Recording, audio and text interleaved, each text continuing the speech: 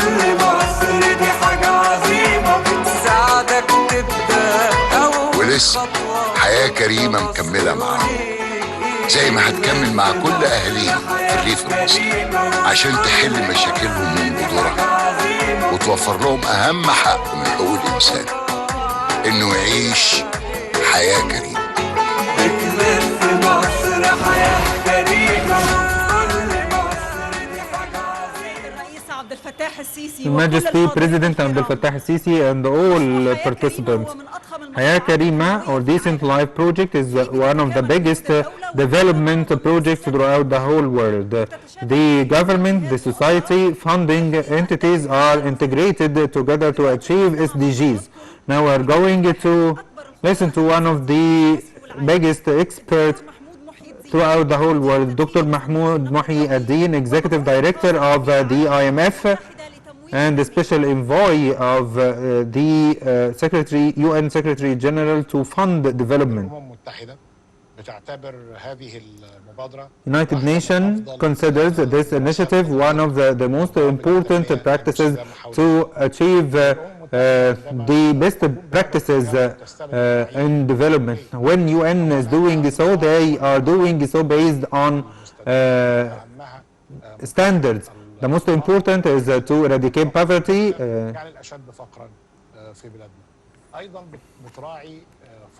Also, it takes into account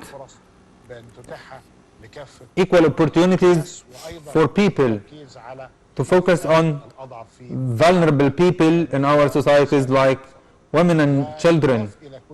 Add to this the attention paid to the development or the quality of life in villages or the small districts. Based on these standards, UN selected this initiative as one of the best practices. They have also the time framework since 2019, and it's going to end in 2024. This initiative, by serving villages, will develop the aspect of life of the people living in these villages, and it will help develop also the growth rate that would be reflected on the life of the people. In the name of Allah, Your Majesty, President Abdel Fattah al-Sisi, the President of the Republic, good evening for you, sir, and happy Eid for you and for Egyptian people. We are honored to have you with us, and myself and the thousands of young people, those who are participating in this initiative. Our dream is your dream, sir, is to make Egypt the greatest. The young people, those who are willing to develop the country and to make it one of the best and most developed countries throughout the whole world. We may die and not to stay hand-folded. It is a must to eradicate the poverty, weakness, lagging behind, and tomorrow you will see.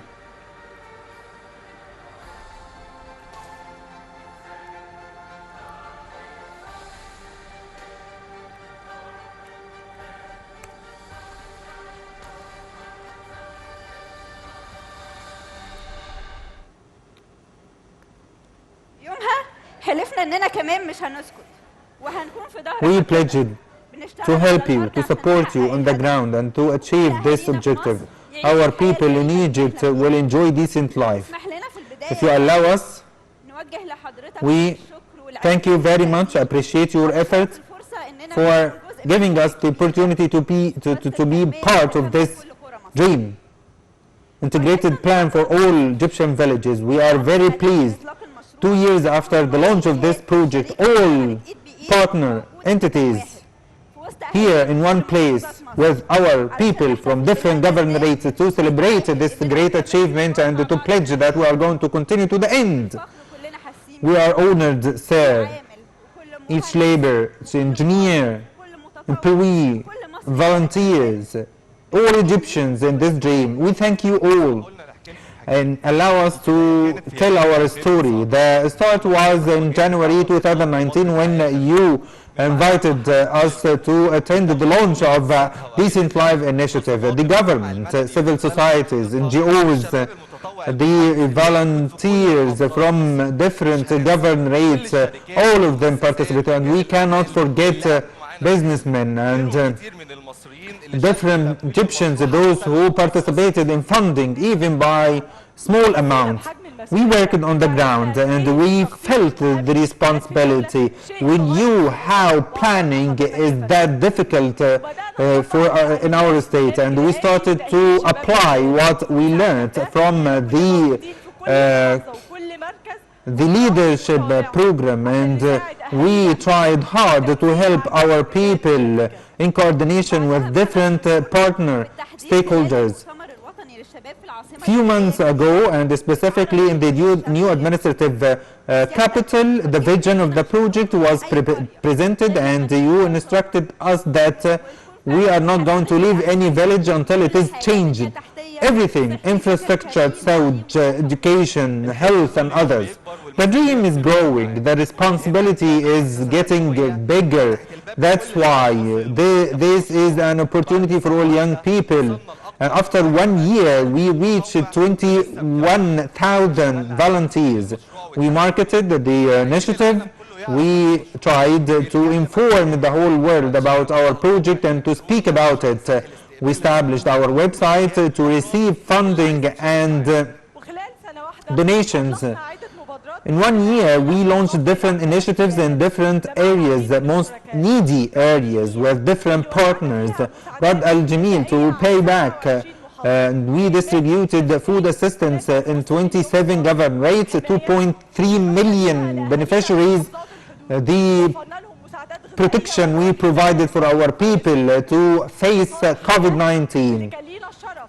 التصالح حياة is a main initiative in 20 governorates to end the resettlement of the violations with regard to construction. And we went to Suhad and we did health services, surgeries in different governorates. This is part of many initiatives we launched with different ministries, civil societies to support our people everywhere. And last Ramadan, we were able to make many people happy in different governorates through Haya Karima, Decent Life. We were helping different families, those who are waiting for a small push forward. We announced that we received 5.5 billion donations for Decent Life initiative. And the thank you is not enough. Thank you wording is not enough. And we appreciate all these donations. We, sir, monitor the achievements on the ground by 7 coordinators in the central operation room in Cairo. We have 2 other coordinators in each district and in each center, 2 other coordinators in each village, more than 21,000 volunteers. In monitoring, we are doing our best to help executives to monitor problems in different areas in the country. We launch the social dialogue with people there to recognize their problems. Then we are coordinating with different partners, whether the cabinet, the engineering military authority, and different other partners from the civil society, even contractors on the ground. If you allow me, sir, I will present a simulation for field monitoring through the central operation room, and we will see some projects in the ground. Good evening, Engineer Ahmed Amgad, responsible for the central operation, Haya Karima project. I was graduated from the Faculty of Engineering and Communication, and this is the central operation room. It is divided into 4 units: field monitoring, digital unit, analysis and documentation unit, interaction unit. As for field monitoring, we can say that we are implementing all monitoring activities on the ground with regard to all projects and to follow up the implementation rates in different villages. In the framework of monitoring the field work, we can monitor the distribution of the projects, the direct communication with our coordinators through video conference from the sites and to give directions. As for follow-up unit and digitalization unit, we are monitoring, evaluate and assess everything with regard to this national project, Haya Karima Decent Life. And we can achieve active communication with people through the participation rate, receiving messages from citizens and the grievances. As for analysis and documentation, we are analyzing, processing data, and also we are documenting the implementation rate. And finally, the data unit. In this system, we were able to achieve it 100% to monitor and follow up all projects by photo and GIS. Let me tell you, sir, that all our activities are done in coordination with the Central Operation Unit in the Cabinet, 24/7. Any other instructions? Thank you, Ahmed. And this is the simulation from the Central Operation Room, and we can now move to one of the sites from Beni Suef. Muhammad, please proceed. Good evening. My name is Muhammad Ali Gabr, General Coordinator, Beni Suef. I'm now in a Riyadh village, Nasser City. We have the head of the council and the head of the Education Construction Authority. We have 14 projects. The cost is 100 million. We are now on the site. This is the education complex in Riyadh. It includes a primary school, 33 classrooms, 10 million Egyptian pound, 70% implementation rate. We have technical or vocational education school, 11 million Egyptian pound, and the implementation rate is 70%. There is also workshop annex, 3 floors, full of workshops. It is worth mentioning that this is the sole vocational education school in the district. That means 200,000 will benefit from this school. Now we will move to Buhira, one of other projects.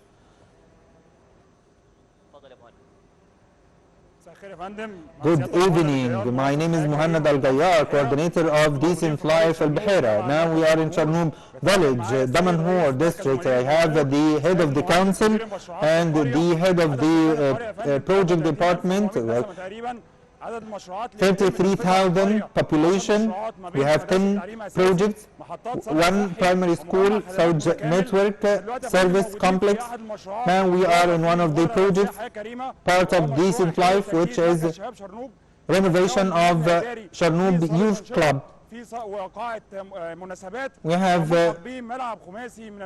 different entertainment facilities, playgrounds, different sport activities. More than 13 sports are exercised here.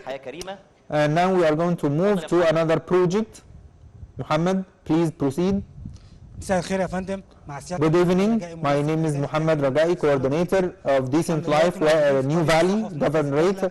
We are in Al Dakhla district. I have now the head of the council and the head of the health center and also the coordinator of the education constructions. The new thing is that we have 2,000 population in this district, and we have 10 projects. 4 were completed, 6 under construction, infrastructure and other service projects. We are now in the health center. ضمن محور الخدمات الطبيه بالمبادره. المشروع يا فندم عباره The عن project إنشاء وحدة is صحية بالكود الهندسي لمنظومه health التأمين الصحي unit الشامل as part of the universal health insurance system. It will serve neighboring villages, meaning that it will serve 10,000 people. It is totally completed. The cost is 10 million Egyptian pound. It is ready to serve people. Thank you. If you allow me, now we move to Delta, غربية, one of the projects there. Zainab. Good evening. My name is Zainab Sami, coordinator of Decent Life, Gharbiya Governorate. I have the responsible engineer responsible for the project, and now we are in Al Badawi village, Zifta district, 3,400 population. We have a project, sewage network, drinking water plant, roads. We are now here in Abd al-Al. The lake, we have managed to achieve 64% of the project. The cost is and it will serve 1,500 فدن. One of the other projects in Armenia. Ahmed. Good evening. My name is Ahmed Al-Omda, coordinator of Decent Life Armenia Governorate, and now we are in Etlidim village, Minya Governorate, and I have with me the head of the council and the engineer from the National Authority for Water and Sewage Network, and this is the project. This village has more than 40,000 people. The village is witnessing 15 projects.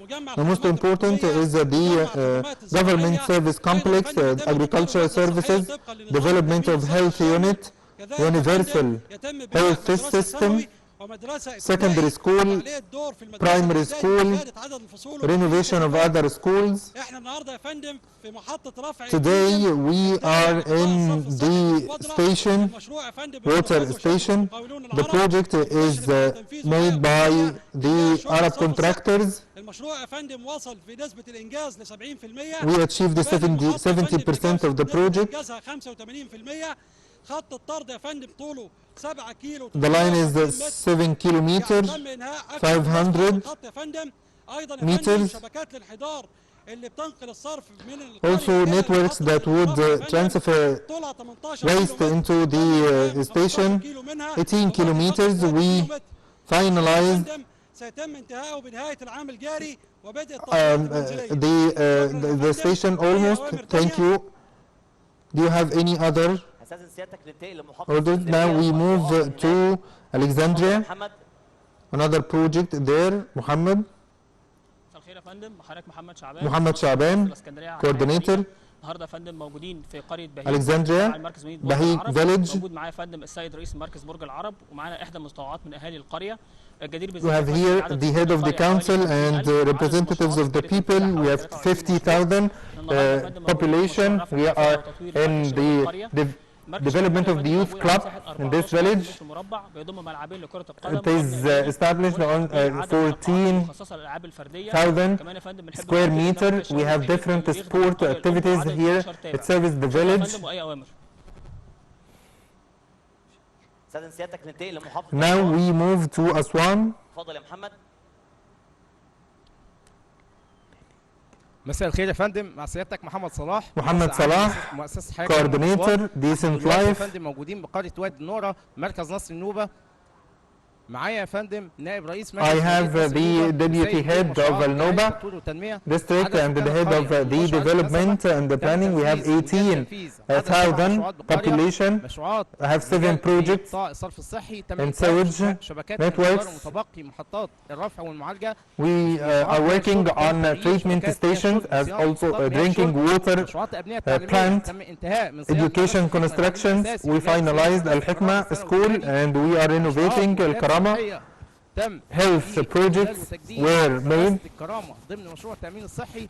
Karama, تم البدء في إنشاء مجمع خدمي. the school was renovated, and also we established يا فندم تم government تأهيل service سكن complex. جديد وتم تنفيذه من We خلال provided التنمية. decent وتم housing عدد life, 245 منزل بتكلفة 7 مليون 275 ب 34,000 جنيه. 7 million تم Egyptian تعييش ب 16,000 جنيه. pounds. تم الأرامل والمطلقات فرش 20 منزل بمشتملات. We furnished 20 housing units, and we مؤخرا تم انتهاء من حصة finalized 398 398 were implemented in current stage.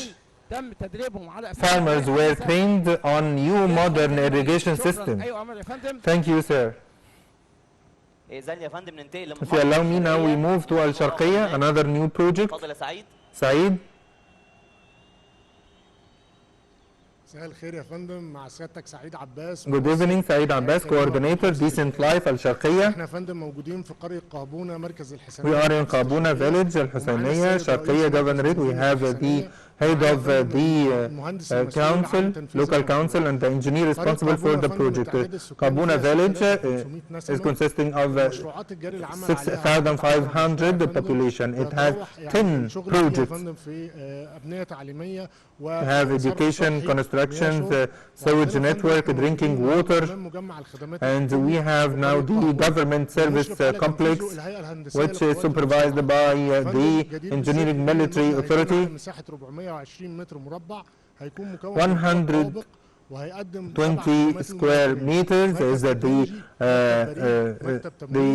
area of the project. It will have different government services, social solidarity unit, civil registry, post office, and this complex will serve 7,000 families at the level of the village. Thank you. نرجع تاني يا فندم لصعيد مصر ومحافظة Upper Egypt, Suhaj. اتفضل يا طارق. مساء الخير يا فندم، مع سيادتك طارق النحاس طارق النحاس coordinator Decent Life Suhaj. احنا دلوقتي يا فندم موجودين بقرية الكوام البحري مركز We سوهاج. are in Qawm al-Bahri village, Suhaj, and we have the head of the local council and the engineer responsible for the project, Sana al-Hayam. We have 25,000 population, 6 projects, different sectors. We established 2 primary schools, renovated youth club, new family health unit. Now we are in front of a decent housing units made by Sana al-Hayah. Number of beneficiaries 220 27 people. We provided all services, sewage, drinking water. وهننتقل لمحافظة الجيزة يا And فندم. now to Giza, هناك أحمد. Governorate Ahmed. مساء الخير يا فندم، مع سيادتك احمد سامي. Good evening, Ahmed Sami, coordinator of Decent Life Giza. We are now in Musa Mosque at Fih district. We have the deputy heads of the council. The population is 27,000. The projects are 5 projects, and we are now in front of the wastewater treatment station. We implemented 45% of the station. It is expected to finalize it by December 2021, and the station is going to treat wastewater in order to be reused in one of the other vital projects. وهننتهي يا فندم بمحافظة Finally, الأقصر. Luxor. هناك. اتفضل يا محمود. محمود. مساء الخير يا فندم، مع سيادتك مهندس محمود محمد صادق. محمود محمد صادق coordinator Decent Life Luxor. We are now in Isna, Al-Nubua village, and I have the head of the village and the responsible person for sewage, wastewater and drinking water. We have 10 projects, 23,000 population, and now we are in front of the sewage network project in Nubua. village. The station costed 21 million to serve the people by 100%. We are currently improving the networks in the villages, 38 kilometers, 34 million Egyptian pound. The implementation rate is 85%. Thank you. Finally, sir, we thank all our colleagues, all our partners from different governorates. All what we have seen and more will be considered the first step on the road we are dreaming, the new republic we are dreaming of.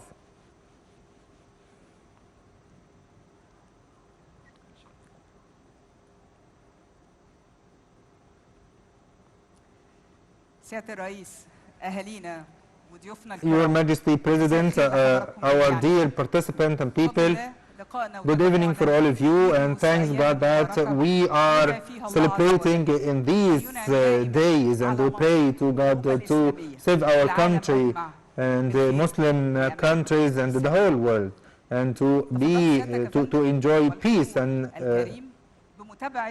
you have seen efforts, sir, the efforts exerted on the ground, development,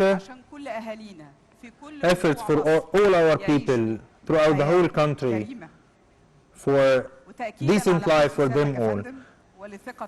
Based on your keenness and your confidence in youth, and to confirm or to enhance the efforts of the government, empowerment of young people,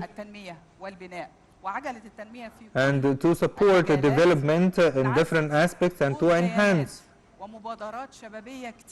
different youth initiatives on the ground. We dreamed of an idea, and we met together, we heard each other, we heard the young people, and we were thinking about how all these initiatives can work together, can cooperate together, can have fruitful partnerships with the government, with the civil society, the private sector, and even most of them achieved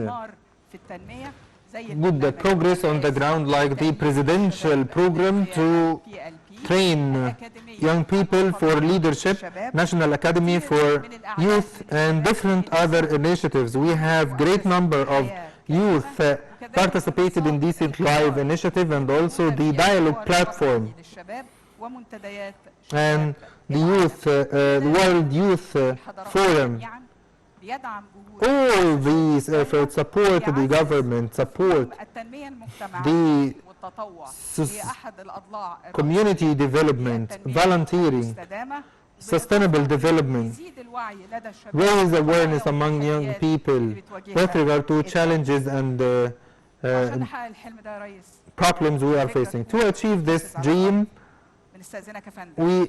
if you allow us, we need you to allow us to establish the Federation of the Youth of the New Republic, or the New Republic Youth Federation.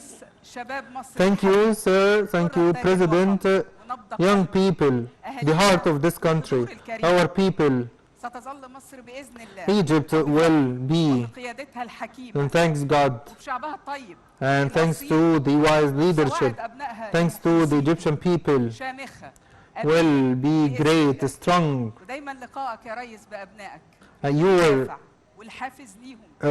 When we meet you, Your Majesty, President, in any occasion, this is a step forward to develop more and more, and to achieve the new republic. Still, we and my colleagues remember the meeting with you. Your meeting with one of the good examples that was held in Alexandria, July 2017.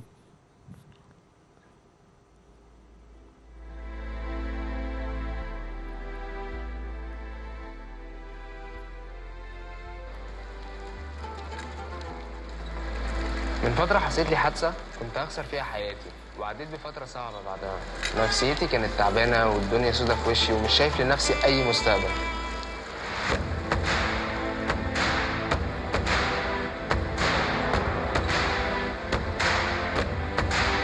الحمد لله قدرت اعدي من الفتره دي، واكتشفت اني بالرغم من اللي خسرته فيها مكاسبي كانت اكبر. قررت ساعتها ان الحياه اغلى من اني اضيع منها لحظه يأس او احباط. وعرفت انا عايز اعمل ايه. انا عايز اعيش حياتي مش هتفرج عليها من بره، عايز اشارك وعايز ادي للناس امل، عايز ادي للشباب امل. فانا قلت بقى انا ايه، هاخد عجلتي وجيت من القاهره وبلف على المحافظات دي واللي منها كفر الشيخ واشوف الناس عايزه تقول ايه. ياسين الزهبي شاب خد زمام المبادرة وقرر يشارك في مؤتمر الشباب اللي انعقد في مكتبة اسكندرية بطريقته الخاصة. ياسين قابل تحدي كبير في حياته وقدر يتغلب عليه، وده علمه يحس بالناس ويقدر ظروفهم، وكرس حياته كلها لمساعدتهم يواجهوا التحديات والمصاعب اللي بتقابلهم. لف محافظات بحري على العجلة وقابل الناس وسمع أصواتهم، وطلع برسائلهم على مكتبة اسكندرية وسلمها لسيادة الرئيس شخصيا. تحيا مصر بينا بينا تحيا مصر، أيوة بينا تحيا مصر، تحيا بينا يا شباب. وتحيا مصر بينا بينا تحيا مصر، أيوة بينا تحيا مصر، تحيا بينا يا شباب. وتحيا مصر بينا بينا تحيا مصر، أيوة بينا تحيا مصر، تحيا بينا يا شباب.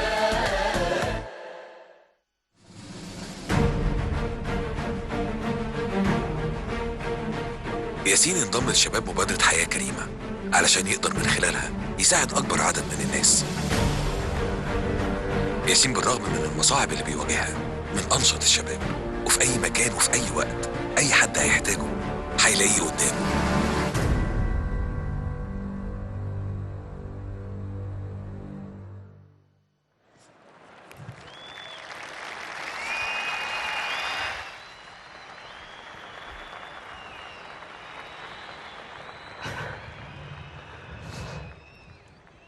ناس كتير جدا. مساء الخير. Good evening, Your Majesty, President of Arab Republic of Egypt, dear participants, all Egyptians throughout the whole country, I welcome you. Before saying anything, I stood in front of you 4 years ago, and you honored me after great effort. I remember this day, and it will be a mark in my life. I was determined and I was ready to run even for 10 years. Maybe after this day I can run for 1,000 days. I thank you very much for this opportunity. Thank you very much.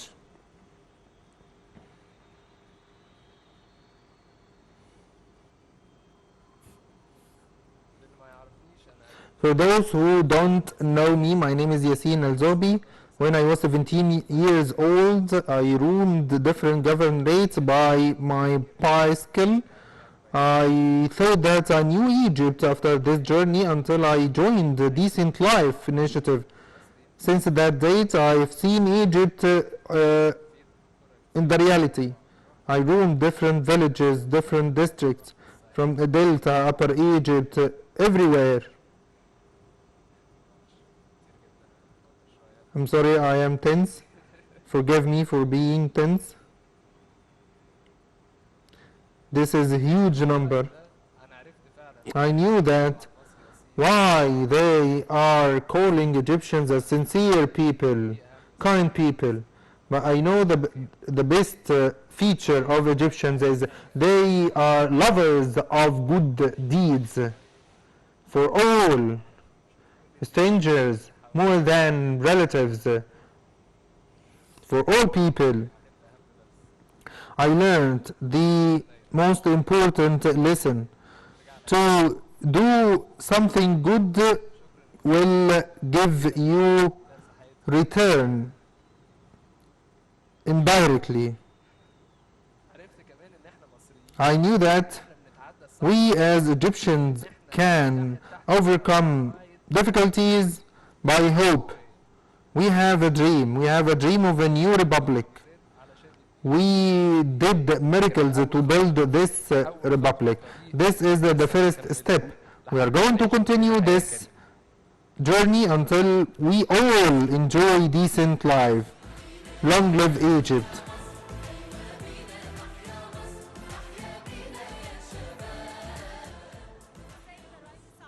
Your Majesty, President Abdel Fattah al-Sisi, the President of the Republic, ladies and gentlemen, if you allow us all, we will take a break for 10 minutes and we are going to continue our celebration, decent life celebration. Thank you.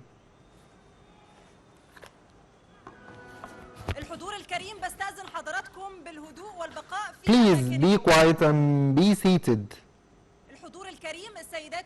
Ladies and gentlemen, please be quiet, be seated, 10 minutes and we will continue.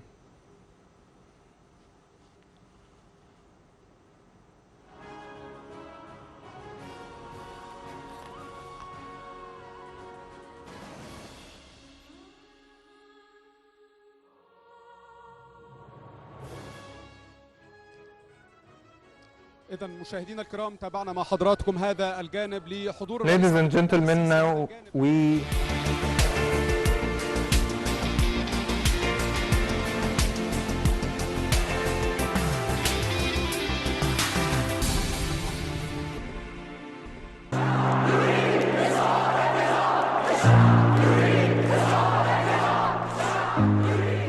June 30th revolution was more like a daybreak, a turning point in Egypt's history, and the light at the end of the tunnel.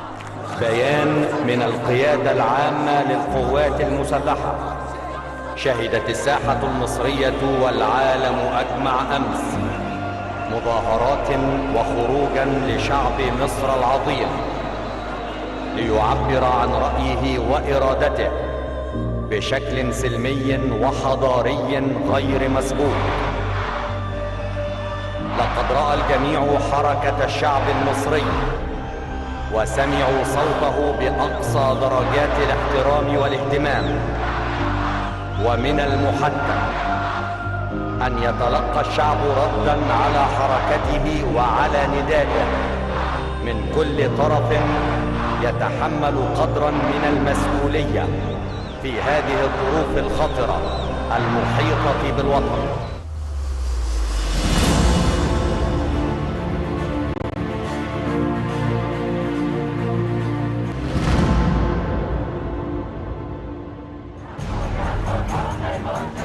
No one can ever forget the historic speech released by the armed forces on the 1st of July 2013. لقد عانى هذا الشعب الكريم ولم يجد من يرفق به أو يحنو عليه، وهو ما يلقي بعبء أخلاقي ونفسي على القوات المسلحة التي تجد لزاما أن يتوقف الجميع عن أي شيء بخلاف احتضان هذا الشعب الأبي الذي برهن على استعداده لتحقيق المستحيل إذا شعر بالإخلاص والتفاني من أجله. بطلب من المصريين طلب يوم الجمعة الجاية لابد من نزول كل المصريين ينزلوا عشان يديني تفويض وأمر بإني أواجه العنف والإرهاب المحتمل. That firm statement was a result of the critical situation the homeland was passing through, when the national security of Egypt was exposed to great danger, and the Egyptian people were intimidated and were in a state of fear.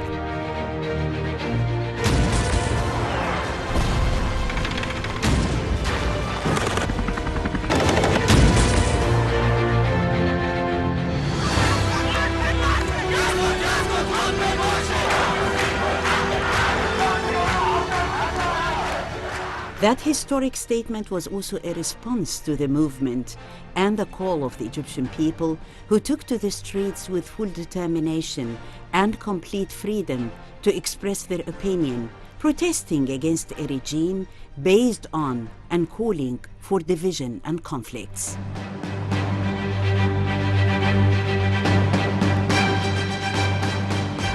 The armed forces have always been a major party to the equation of Egypt's future, protecting the security and safety of the homeland. Abdel Fattah al-Sisi who was at that time the commander of the armed forces, reacted to the call of the people with all courage, sacrifice, full determination, and self-denial. He responded to the call of Egyptians who kept chanting his name across Egypt day and night, asking him to guide them to the shore of safety. هتافك الصادق أكيد هيزلزل قلب الزمن ويعدل الأيام. إجراء انتخابات رئاسية مبكرة على أن يتولى رئيس المحكمة الدستورية العليا إدارة شؤون البلاد خلال المرحلة الانتقالية ولحين انتخاب رئيس جديد.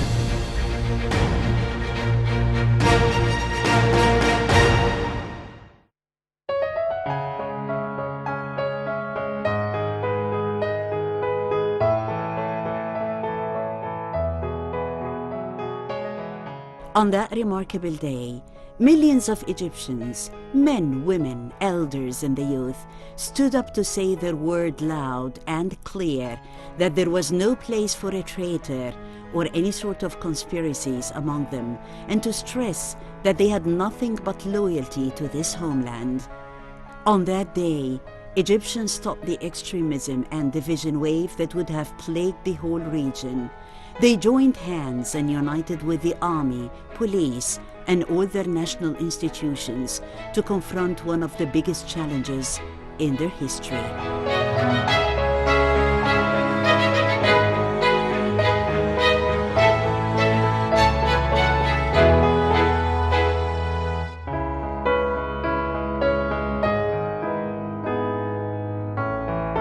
أقسم بالله العظيم أن أحافظ مخلصاً على النظام الجمهوري، وأن أحترم الدستور والقانون، وأن أرعى مصالح الشعب رعاية كاملة، وأن أحافظ على استقلال الوطن ووحدة وسلامة أراضي. On June 8, 2014, President Sisi swore to God to uphold the republican system, to respect the Constitution and the law. Though he assumed office at a time full of variables and conflicts locally, regionally, and internationally, President Sisi managed to lead the country surely and steadily towards establishing stability. He countered terrorism and paved the way for a comprehensive development process across Egypt.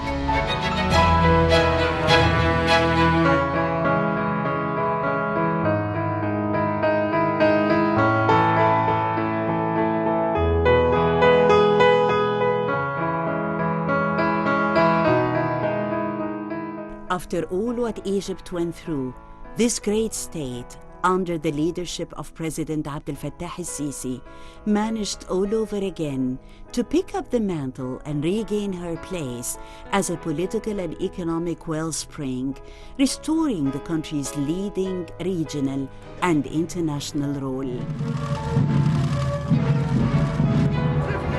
Vive l'Égypte!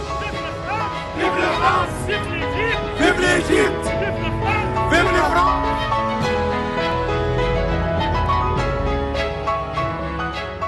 كل حاجة معمول حسابها للناس عشان تعيش. With President el-Sisi in charge, Egypt leaped forward to unprecedented heights in all domains of development. The president recognized that in order to restore Egypt's international status, he needed to concentrate on improving the country's economy and infrastructure.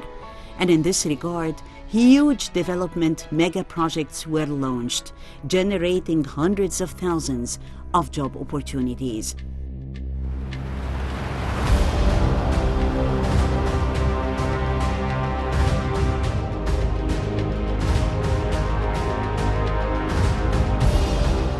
Since July 2014, the state has been in a hurry to complete an array of mega projects that include roads, bridges, tunnels, harbors, airports, new cities, and even a new canal. President el-Sisi was aware of the fact that Egypt needed to modernize nearly all sectors of the economy.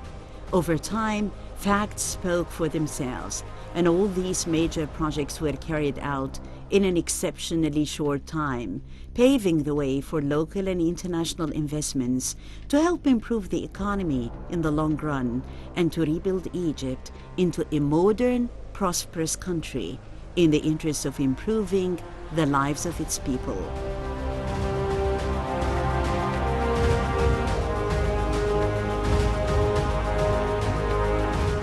On the infrastructure front, and in just 7 years, under the leadership of the president, Egypt's landscape have altered drastically. In the face of growing population and with the president's goals of raising living standards, the country has been in a process of transformation in just about every respect. Egypt has built new cities, such as the new administrative capital, New Alamein, Galala City, New Ismailiyah, New Mansoura, and other fourth-generation smart cities that are built in an architectural style based on modern technology and in line with Egypt's sustainable development strategy to boost the country's economy further and to build a new Egypt. لا يمكن طول ما أنا موجود مكاني ده والله ما أسيب الناس كده أبدا. In New Egypt, the development of new urban communities has progressed in tandem with several plans and actions on the ground to eliminate slums and to combat informal settlements. In that regard, President Sisi has fulfilled his pledge to provide housing solutions for the people. Hundreds of thousands of apartments have been built and given to former slum inhabitants, complete with furniture, appliances, and green outdoor areas. Some of the housing communities built to relocate slum residents are Al-Asmarat complex in Muqattam, Masakin Uthman, the Al-Mahrousa projects, and Bashair al-Khair.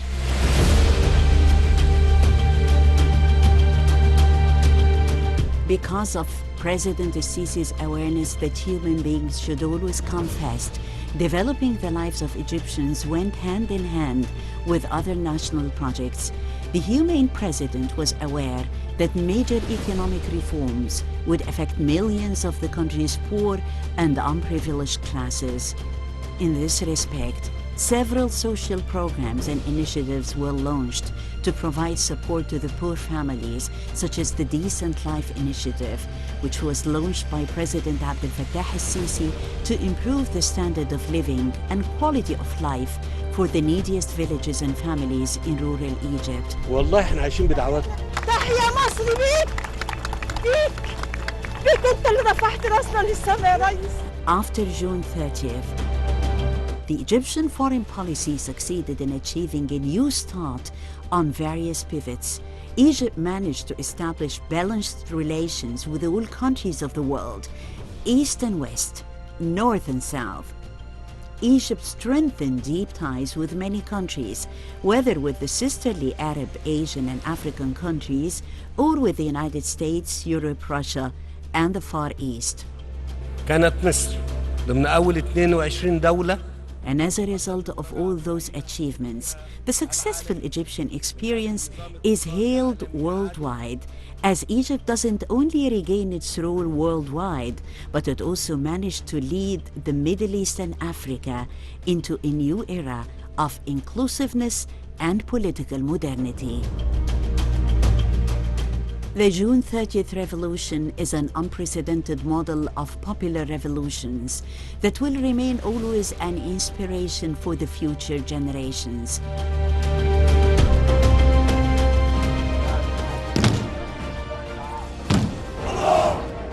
8 years after June 30th revolution, the Egyptian army that once protected the country from the dark ambitions of the terrorists and supported the will of millions of Egyptians is still fulfilling its vow towards Egypt's soil.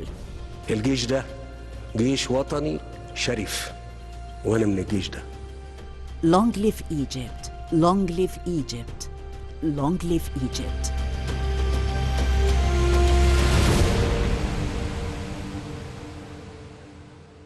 أنا اللي لعمري يوم كليت ولا مليت، أنا اللي في وش زمني وقفت ولا اتهزيت، أنا الفكرة اللي عايشة سنين، أنا الموضوع، أنا الصوت اللي وقت الصمت كان مسموع.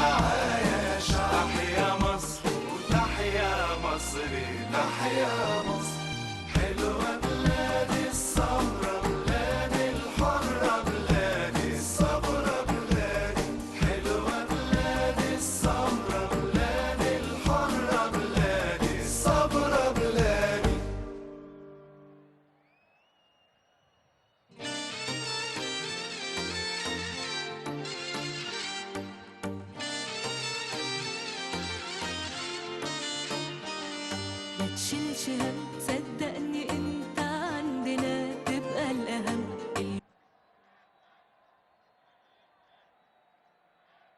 السادة الحضور برجاء الالتزام بالوقت. السادة الحضور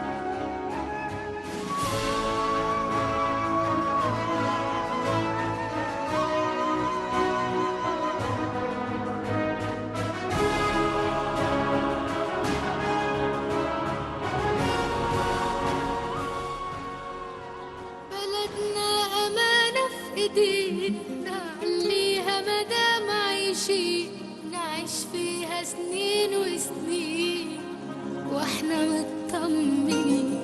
بلدنا أمانة في ايدينا، نعليها مدام عايشين، نعيش فيها سنين وسنين واحنا مطمنين. ما شربتش من نيلها، طب جربت تغني لها، جربت في عز ما تحزن تمشي في شوارعها وتشكي لها. ما مشيتش في ضواحيها، طيب ما كبرتش فيه، ولا ليك صورة عالرملة كانت عالشط في موانيها. دور جواك تلقاها، هي الصحبة وهي الأهل، عشرة بلدي بتبقى نسيانها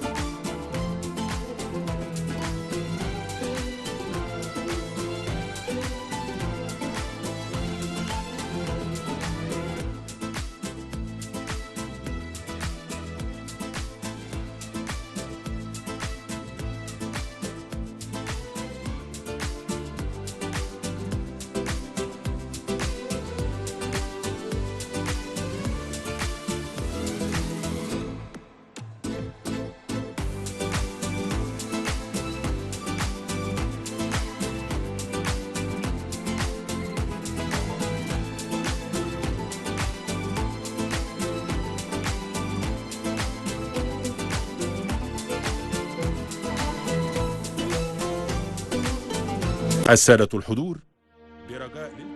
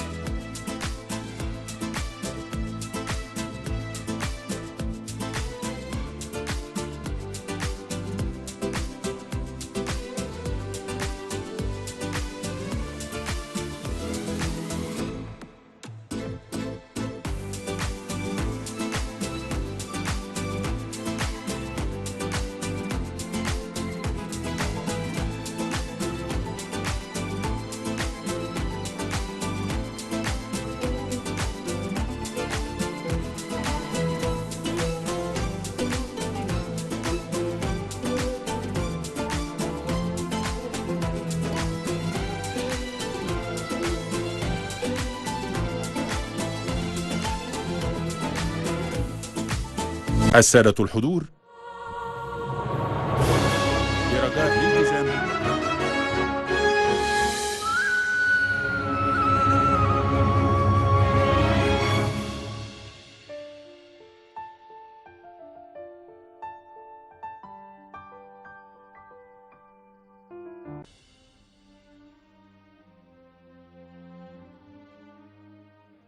وعيونها تملي صاحية وعيونها في كل ناحية وفي مليون اتجاه. تحيا مصر حرة تحيا ألف مرة تحيا مهما يجرى لنهاية الحياة. تحيا مصر تحيا وعيونها تملي صاحية وعيونها في كل ناحية وفي مليون اتجاه. تحيا مصر حرة تحيا ألف مرة تحيا مهما يجرى لنهاية.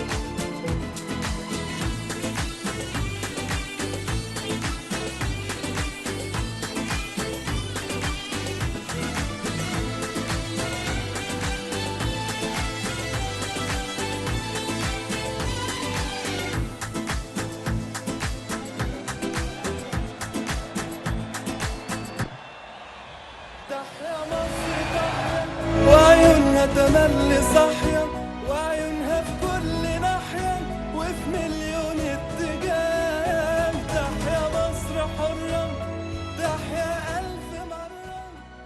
السيد الرئيس عبد الفتاح السيسي رئيس الجمهورية. الفتاح السيسي the تحيا president. مصر تحيا وعيونها تملي صاحية وعيونها في كل ناحية وفي مليون اتجاه. تحيا مصر حرة، تحيا ألف مرة، تحيا مهما يجرى لنهاية الحياة. تحيا مصر تحيا وعيونها تملي صاحية وعيونها في كل ناحية وفي مليون اتجاه. تحيا مصر حرة، تحيا ألف مرة. السيد الرئيس عبد الفتاح President Abdel Fattah al-Sisi, the President of the Arab Republic of Egypt. Ladies and gentlemen, dear participants, we welcome you again in our ceremony, Decent Life. Egypt is a unique fabric. You can find the people strong and sincere. They are kind and helpful. We can see good examples that became ideal for others when you shed light on them, and that encourage us all to do the same and to make them good example, like Mona Said, the beautiful girl, Nahmedu, the lady, and Islam Omar, the struggling young people, Miss Nagat Oqil, the mother, the kind mother, Marwa al-Abd, Hagga Sisa, Faiza Abdu, Asmahan Muhammad, and the late Zainab al-Malah and others. They are good examples for women and men, those who are struggling in their life, and those who are giving us good examples, greatest examples for us Egyptians, Egyptian people who deserve a good and decent life.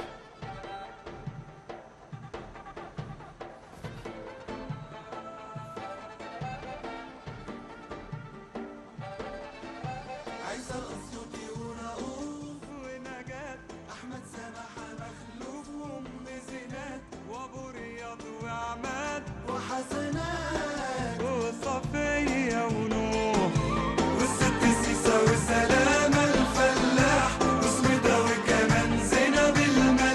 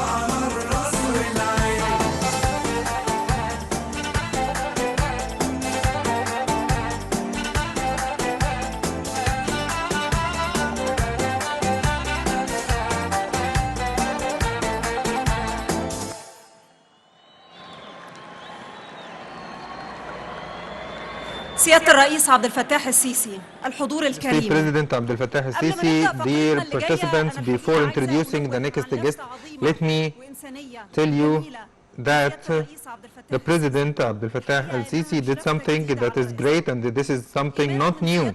Out of his belief that a decent life is not decent housing or education or health, but it is humanity and decency.